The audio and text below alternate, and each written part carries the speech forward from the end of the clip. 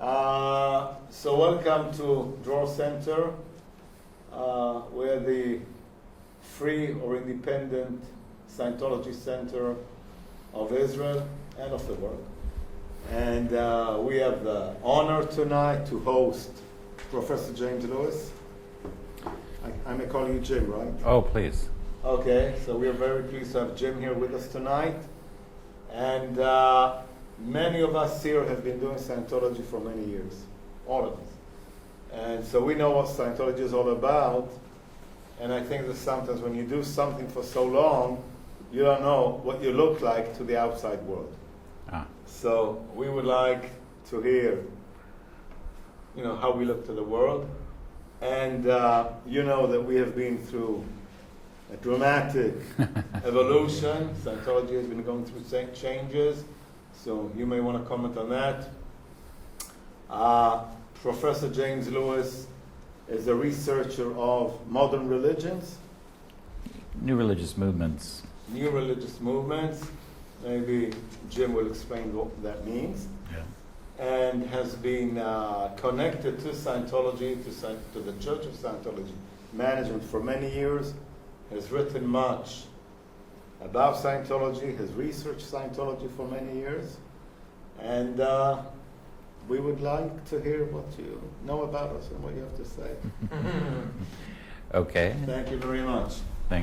Well, first let me thank my hosts very much, Danny and Tammy. Your hospitality has been amazing, and I hope that I can repay you when you come to northern Norway. Santa Claus's backyard. And mentioning Tromsoe, I should acknowledge the University of Tromsoe is paying for my airfare to come here to Israel, and so let me acknowledge my university. I'm very grateful for that. Well, I can't tell you what the world thinks of Scientology, but my task has been a little bit more modest, which is to look at what academicians have said about the Church of Scientology. And I was going to sort of charge right in, but I was thinking it might be better to look at the statistics. Scientologists are interested in statistics. And I've been interested in the growth of Scientology, and particularly the Church of Scientology. And I have a grant proposal in. The substance of the grant proposal is that the Church of Scientology is declining and the independent movement is increasing, and that in the future more Scientology services will be delivered by the independent movement than by the Church of Scientology. Now, there's a lot of different ways that could unfold that I'm not going to speculate on, but that's my hypothesis. And what I've done is I've collected various kinds of census data and other kinds of data, and the picture that emerges from this data is mixed. Let me have you start by looking at this page first.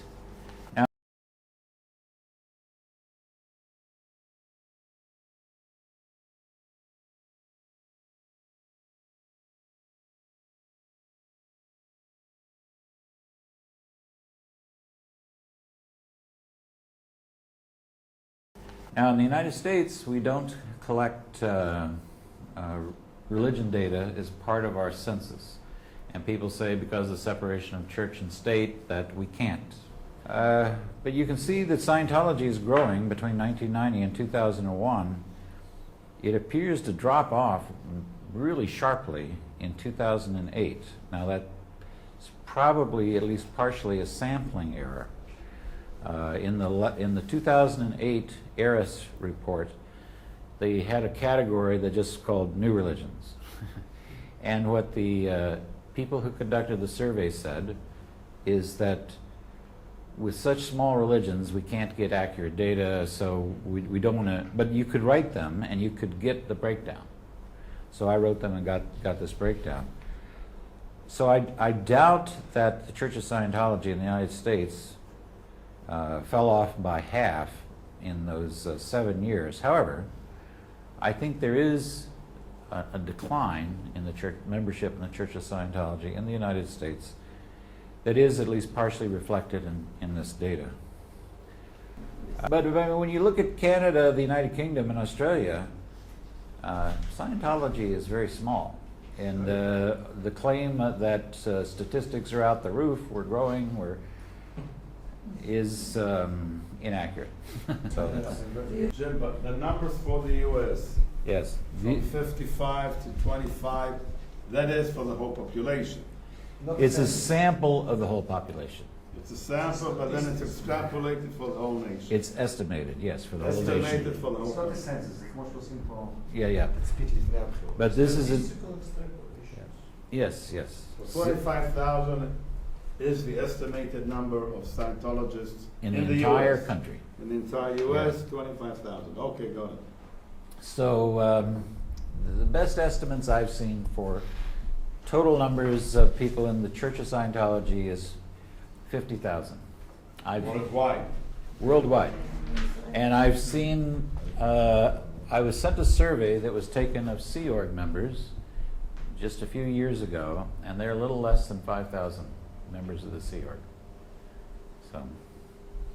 So you got small, yes. All right. But So, Jim, if I may ask, is it okay to ask you? You've had involvement with Scientology for many years.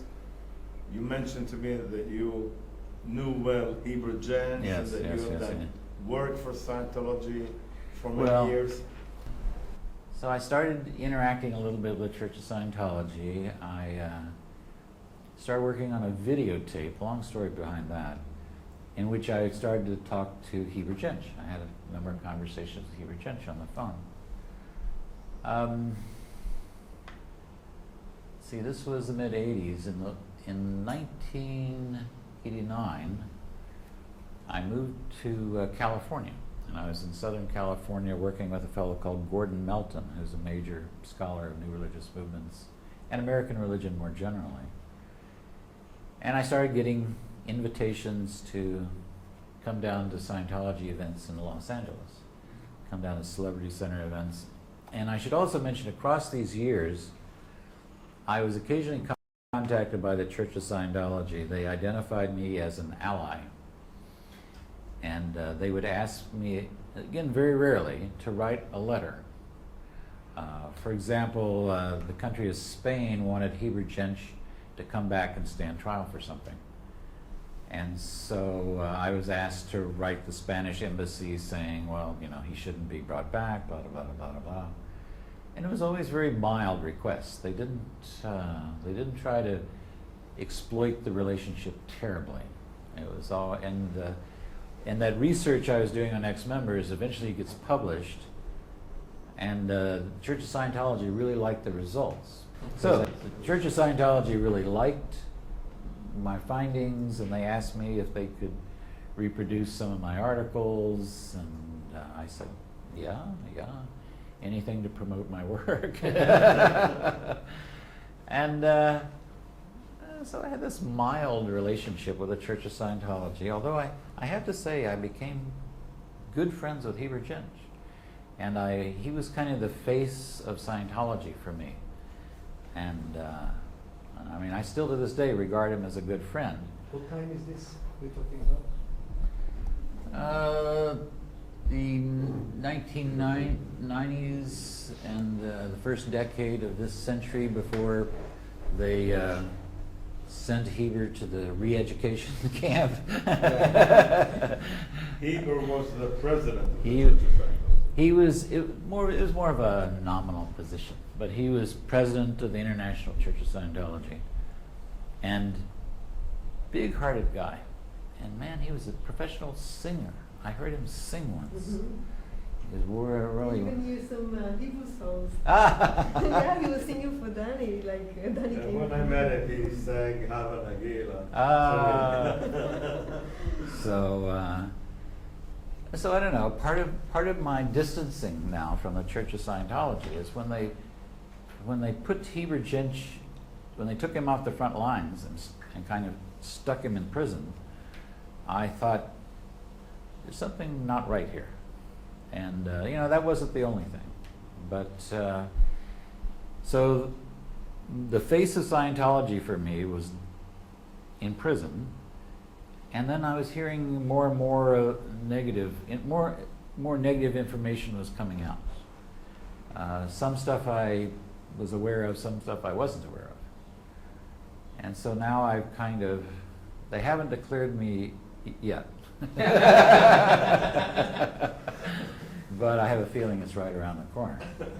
So, yeah. So now I'm actually starting to do more work on the Church of Scientology, and I'm particularly interested in the Freezone. Now, when I say Freezone, I mean all independent Scientology. I know within the independent movement, people, when they hear Freezone, they think of Ronsorg, and they think of what's happening in that area of the world, or Northern Europe. I use it more generally. And there has been nothing published, scholarship-wise, on the Freezone. Why you call it the free zone? It doesn't describe it, because a free zone is something entirely different. Well, when I first started studying independent Scientology, and I was talking with my colleagues who were studying independent Scientology in Europe, they said, "Oh, I'm interested in the Freezone." What's the connection? Well, the Freezone is a designation. It's what we call EMIC, which means insider. And it was Captain Bill Robertson who coined that expression. And after the schism of 1982, David Mayo stayed in the United States and started the Advanced Abilities Center. And Captain Bill went to Europe, went to Germany, and started a independent Scientology. And he called what he was doing the Free Zone. And he said the Free Zone, he had a space opera explanation for it, that there had been some declaration of the Galactic Confederation declaring Earth a free zone, meaning that other aliens could not come in. Again, it's space opera stuff, which is, and he said, okay, so now we're free to develop because of this declaration of the Galactic Confederation. And a lot of contemporary independent Scientologists don't like to use the free zone, in part because Captain Bill made some innovations. He claimed that after his death, that Hubbard came to him and gave him additional information. And in Ronsorg, which is very standard tech, up to past OT 8, and then they have OTs all the way up to 16. So, and Captain Bill claimed that Hubbard gave him those extra 8 levels. So that's why a lot of contemporary independents don't want to use Free Zone. But it's familiar to me. Again, Northern Europe is where I live and where I teach, so it's what I tend to call the independent movement is the Free Zone. There's another Danish scholar, what's her name, Dorothy Christensen, and her dissertation was never published, but you can find it online, called Rethinking Scientology. She does a couple of things, but one of the most interesting things she does is to look at stories about Hubbard as a hagiography. Anyone? Hagiography. That means the study of saints. Oh. And it's come to be used within sociology religion to discuss how a religious leader becomes built up and built up and built up and built up until they're perfect. Until there's some kind of god or goddess. And so she analyzes what the Church of Scientology has done with Hubbard, building him up into this giant. And he was a giant, but They've done a lot more. A perfect giant. A perfect giant. A perfect giant. And then the Church of Scientology legitimates itself in terms of whatever Hubbard said. So he's built up as the ultimate authority. Then they say, okay, well, we're the creation of our organization is the creation of the ultimate authority. And so every time that they want to justify themselves, oh, Hubbard said this. It's an interesting analysis. And I've started to do research on the Freezone. And I've developed a notion of a movement milieu, which is that you have a primary organization like the Church of Scientology, and there are all these spin-offs from the Church of Scientology, and it creates a whole, I'm using the Freezone as kind of my paradigmatic movement milieu, and you get individuals, you get marginal members, you get separate organizations, you get people who are innovating and doing something different. And it's not just Scientology. There's other kinds of organizations that I'm looking at that have these spin-off groups. And there's a whole Scientology subculture that's been spun out from the Church of Scientology. Now, in other movement milieus, there's often movement between the larger milieu and the what I call the primary movement. Church of Scientology, they don't allow that. But other, like the Hare Krishnas, there's a large group of Hare Krishnas that are just kind of marginally involved, and they can kind of come into the temple and do stuff, and then go back and do other kinds of. They allow this movement to. Yeah, they allow that. Jesus did. Yeah. Scientology has the strictest boundaries, and I have complained to Scientologists I know, people in the Church of Scientology, saying, the other research on other groups shows that if you have a more porous boundary, that people who leave at one stage will often come back. And there's a lot of growth that happens with people who drop out for a while and come back. And I said, you shouldn't have such a stiff boundary. You shouldn't excommunicate people. Yeah.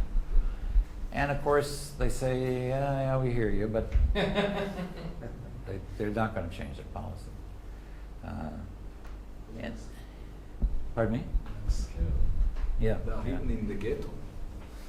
But these other groups aren't scared. These other groups allow ex-members to come back in. There are a lot of people who are like children of parents who, in the Hare Krishna movement, they reach a certain age and they say, well, the heck with this, I'm going to go out and enjoy life. And then they go out and they do all these other things. And then they come back and say, okay, I want to be a Hare Krishna again. Mm-hmm.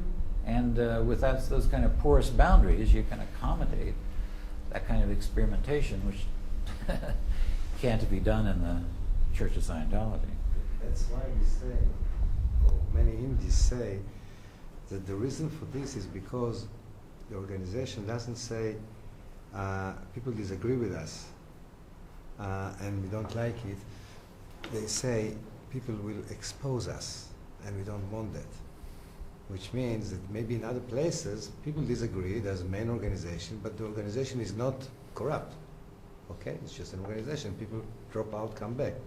But in this case, the idea is that there is corruption there. That somebody controls and he wants money. He doesn't really run what it was meant to run.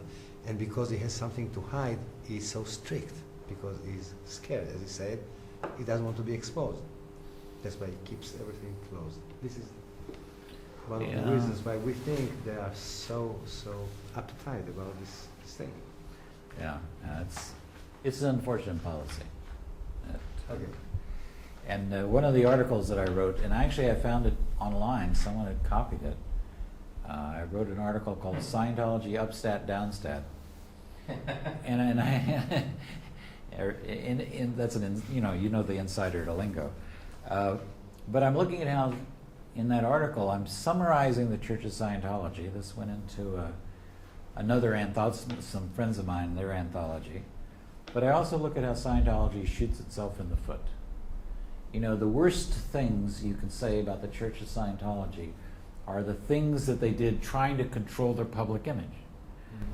Have you when studying the Freezone or the independent Scientologists, have you looked at why people have been leaving? What is the cause of more and more people leaving?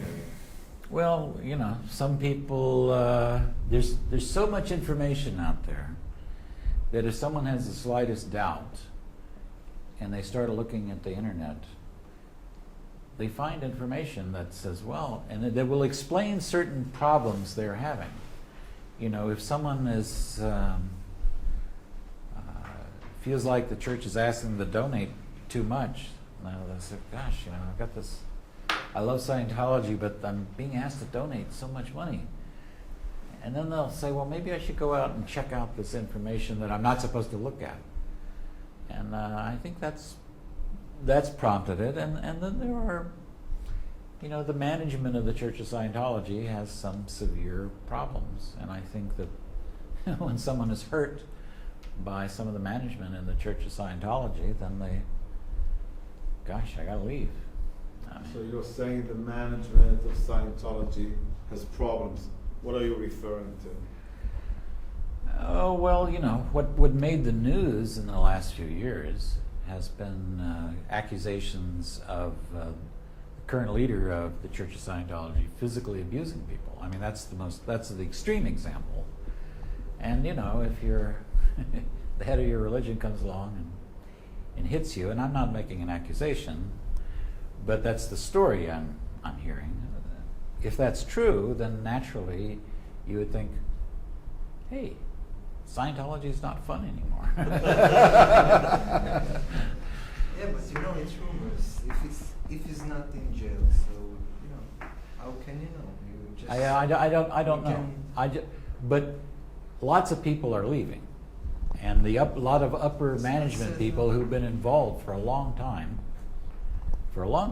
are leaving. I mean, I've been in communication with people who were in the Sea Org for 30 years. You know, those kind of people, and they're after you invest half of your life yeah.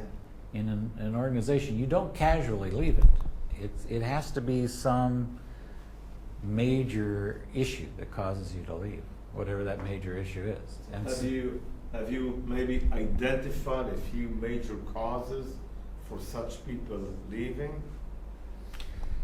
not yet, but I mean, just What- your what- impressions. It doesn't have to be scientifically accurate. well, you know, I was in a new religious movement myself, and one of the reasons I left it was I was told that in the future there were going to be millions of people joining this group, that it was going to be what sociologists call a world transforming movement. And I believed that vision. And after I'd been in the group for a few years, I realized that, well, we're shrinking. There doesn't appear to be, we don't appear to be transforming the world, we just appear to be sort of treading water.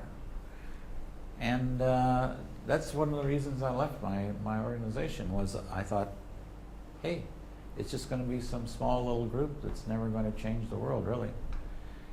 And I think that if you're in Scientology long enough and you see that, hey, this really isn't growing, or it's not growing to a degree that would allow it to transform the planet, or in Scientology lingo, clear the planet, then you think there's something wrong here. You know, I joined out of this great idealism. I wanted to clear the planet. I wanted to make it sane. I wanted to eliminate war. And then you look around and say, hey, I've been involved for 30 years. Nothing's happening. You know, I'm being asked to donate more and more money, and you know. You're familiar over the past few years with the Ideal Org program. Yes, I'm familiar with the Ideal Org program. What should I say about the Ideal Org program? You told me. Truth only You told me what you thought about this, building wise. Well, Assumption anyway. well, the idea is to quote from a movie, "If you build it, they will come."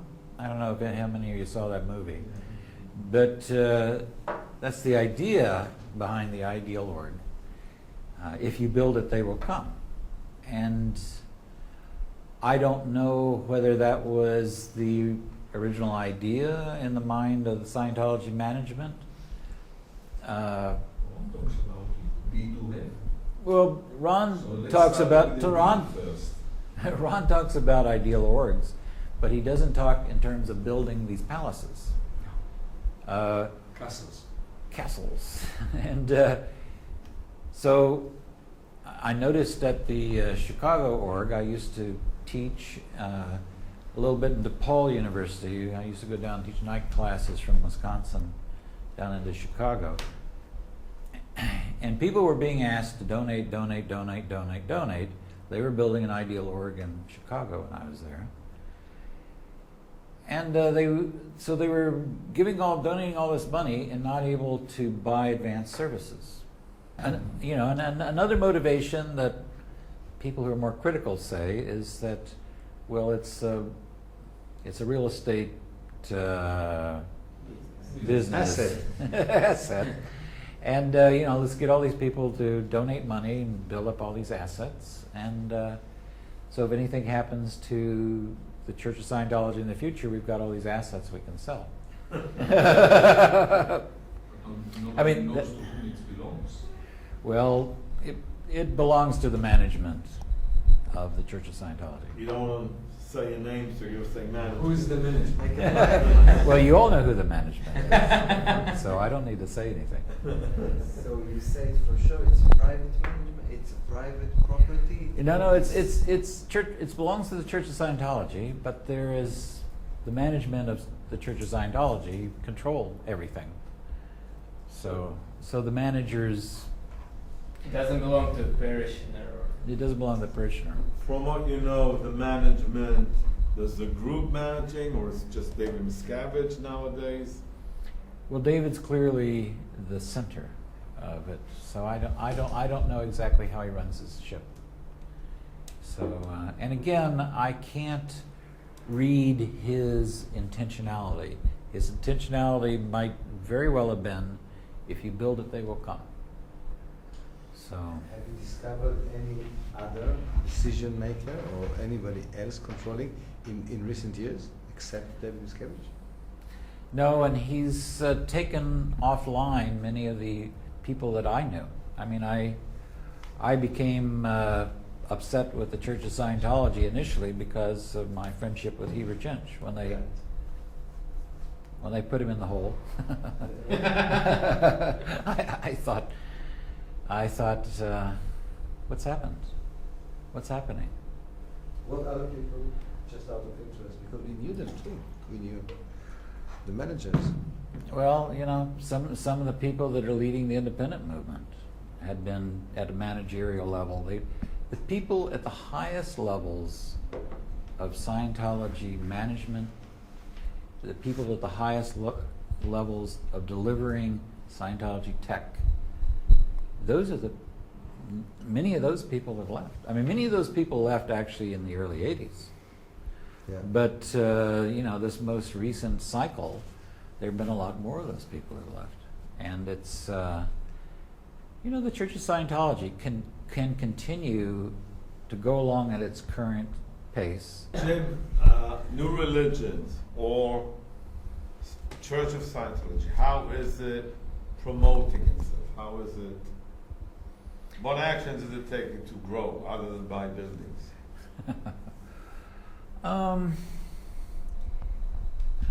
Well, they have public programs to try to bring people in.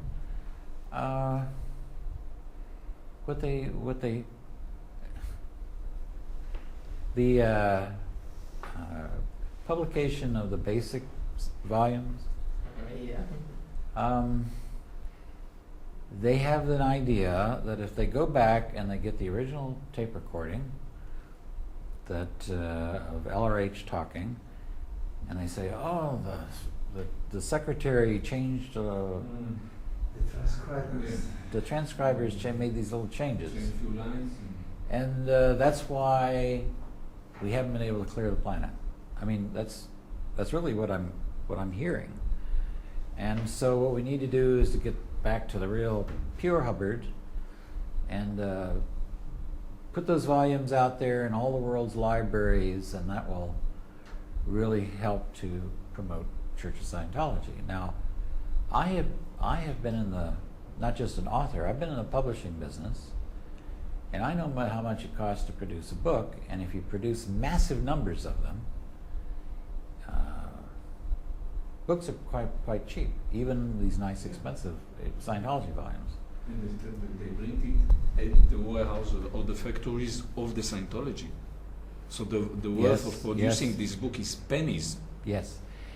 And then they get, in the name of clearing the planet, they get their own members to purchase these sets of books to be donated to libraries. And Sell it. Evidence of this. it's I've said this in print, so I'm going to repeat it here. It's Okay. transparently a fundraising scheme in which you go to the members of the Church of Scientology and you get them to buy these books to donate to libraries as a way of raising money. And it's not promoting, in my mind, the Church of Scientology, because people hardly go to libraries anymore except to flirt with people or something. And, It's a way to raise money, yes, by all means. yes. And it's an ineffective way, in a digital age where everybody's plugged into the internet. You know, you just You don't. can't sell anything. How How can about- raise money? How It's about true. marketing? Did you research? I mean, taking so much money from parishioners, and then you have to invest it. You know, like anybody in marketing. Is there any marketing being done? Television ads? Did you study? any of No, that? it's only being marketed to members Hmm. as a way of promoting Scientology. Oh, I mean, that's my. I should back up on that and say what I've seen is marketing to members. Maybe they have big television campaigns promoting the basic books to the general public. But you haven't seen it. But I haven't seen them. We haven't seen any. I haven't seen any. Jim, a tip to us: if we, Dror Center or independent Scientologists, want to expand, what should we do? How do we get new people to come on board? Well, again, to refer back to the sociological research, what researchers have found is, at least up until the internet exploded, the way new members came into a group was through family and friendship networks, The word of mouth? word of mouth. That's And what I said. Go back to the tank.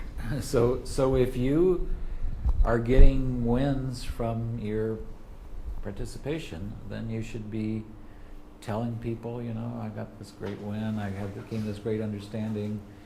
And it's through what they call networks. It's through personal networks that people are converted. Now, there's been some new research, I've been involved in some of it, which shows that the internet is becoming progressively more and more important. But still, at a basic level, it's not through campaigns, it's not through putting up a billboard. You might get a few people by I don't need the new building? you don't need it. In other words, people still speak to each other. You mean? Still, Let's it's not read only some internet. books, Yeah. If you have a friend or if you have a family member and you have a personal testimony Sure. saying that I did this process and wow, I found out this and now I'm not so angry anymore or whatever. That's how any religion. It's like with any product. I mean, now we leave religion for a minute, and if a product is good, if a car is really good, everybody's telling everybody, Yep. then it spreads out. Yes. And so this is raises a question about the product that the church is giving these days. Why is it declining? Yes. Part of the problem is if you can have a social organization, and this is called by a couple of different names: social encapsulation, social implosion. If the only people that you're talking to are people in your group, if you're not interacting with people on the outside, then you're not going to be making new, I'll use the word converts. You're not going to make the word new converts. It's the best kind of organization for growth is an organization that has a tight family kind of structure. You go into your church or whatever and you feel family feeling. But then you don't just interact with the people in the organization. You are also interacting with people outside. That's the best structure. Yeah. But if all you're doing is interacting with your co-religionist, which in the Church of Scientology many times that's what I see, is people just are spending all their time with other Scientologists. You don't have, you're not establishing the social networks, or you're not working the social networks through which your real growth is going to come. And maybe related to that, the Church of Scientology, the practice of declaring people suppressives and then enforcing this connection. Yes, I mean, I've written about this, which is that's an ill-considered policy, because so many movements grow by people who leave at some point, even leave on a hostile basis, and then later in life they'll come back. That's where a lot of recruits come from. Well, but a small answer, because of Yes. the time. Scientology is a religion in your view? Well, as I've told you, in religious studies, we debate that all the time. What is a religion? And we've reached a point where we say we can only define religion in a particular context of a particular study. For the purposes of my research, I'm going to say da-da-da-da-da is a religion and da-da-da-da-da is not. But I recently wrote an article on the legal issue of whether Scientology is a religion. And what the courts have decided consistently, at least in the United States, is that people are sincere, then we should regard it as, if they regard it sincerely as a religion, then we should respect that. And so that's why the Church of Scientology, apparently, as I understand it, has won cases, is because, and there's research that's been done in the Copenhagen area on independence up there. Very interesting research by this woman, Elizabeth Rubin. And those people regard themselves, the independents that she studied there, regard themselves as believers in the Scientology religion. And so when you get people who are not members of the Church of Scientology, independent Scientologists, saying that this is my religion, Can't argue. you can't argue. I mean, you might want to say, oh, it's an applied religious philosophy, it's this, that, and the other. But for the legal purposes, if people are sincere saying this is my religion, then the courts have to decide in their favor. So a religion, in this sense, not necessarily a belief in a God, but a way of life, or something you adhere to, values? Well, the more traditional view that I was taught, religious studies has changed a lot in the years I've been involved. You had to have a community, you had to have people who meet together for like ritual or worship or something, and you also have to have a religious ideology, and that those are what defines a religion. It's not sure whether you have a God or not. Mm-hmm. The famous example is early Theravada Buddhism, and it's not based around a God. They believe in spiritual entities, but there's no single God. And no one questions that Theravada Buddhists are a religion. And if per Ron Hubbard, Scientology, and he stated it very clearly, Scientology is not something to be believed in, but something that you practice and then you observe if it works or not. Well, I don't think Hubbard regarded Scientology as a religion. I mean, no, that's true. You know, he created the Church of Scientology for pragmatic purposes. I mean, let's be honest. You know, he said that let's just take the religion angle, and it was, you know, very self-conscious. Let's create this as a religion, and it's not. We know, even though we know it's not really a religion. That's Hubbard's attitude. But the attitude of the founder of any, this is not just Scientology, any religious group can be completely insincere, but attract sincere followers. And then if you have a group, then the founder dies, you have the remaining people who are part of the religion, they're all sincere religious believers. You still have to regard that as a religion, even if the founder was just a cynical manipulator. So, you know, whatever Hubbard's attitude was, it doesn't matter whether he believes Scientology was a religion or if he didn't think it was a religion. So you're saying Hubbard did not think it was a religion? Yes. Based on what? It's a big question, maybe. Well, based on what I know about Hubbard and I know about the things that he said. You know, when he created the Church of Scientology, he wrote letters to his people saying, well, we're going to take the religion angle now. Ankle? Angle. That's it. Okay. We're going to take up the religion angle. And because society respects religion, and he went on and talked about it. So not just as a tax issue. Not just a tax issue. All right. It was, you know, taxes were part of it, but I don't think, I think the primary motive was the Food and Drug Administration and people attacking him for offering quack therapy. What therapy? Quack. Quack. Quack. Quack. Quack, quack. Okay. It means, you know, that it's not legitimate. Okay. And so he was practicing medicine without a license. He was practicing psychotherapy without a license. Okay.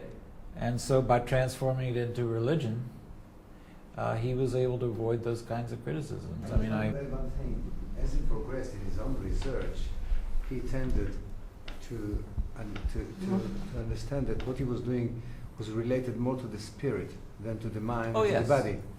And, But and he he thought said this- that this also is part of why he's calling it a religion, because we are dealing here with the spirit. So it might be a genuine change towards being more a religion in the pure sense of the word, religion in the good sense of the word, like Buddhism. Yeah. Not like. But in Hubbard's mind, as I understand it, he thought that he was doing empirical research in the spiritual realm. Yeah. So it was still science to him. He Yeah. imagined he was still, that he was a scientist, and he was taking in the broadest sense, and he was taking an empirical approach. Yeah. Oh, let's research this, you know. Let's see what we find out. That way, you know, it's not just a blind faith. Well, you would say that all the big masters, Jesus, Buddha, Lao Tse, all of them were the same. They didn't ask anybody to believe in anything. They were scientists in the field of the spirit. Mm-hmm. Jesus, he explained. He said, if you do this, you get this. If you do this, you'll get this. If you do this, you get to heaven. He was also, the great masters have this tendency that they meet science with what then turned to be religion. A little dissertation. Food for thought. Food for thought. Okay. Okay. Questions? Comments? Thank you very much for being with us, showing your viewpoints and your ideas. It was very, very interesting and enlightening. I really respect it and appreciate it. Thank you very, very much, and I deeply appreciate this event and all of your participation. It was a pleasure. It's going to be funny to see what this looks like online.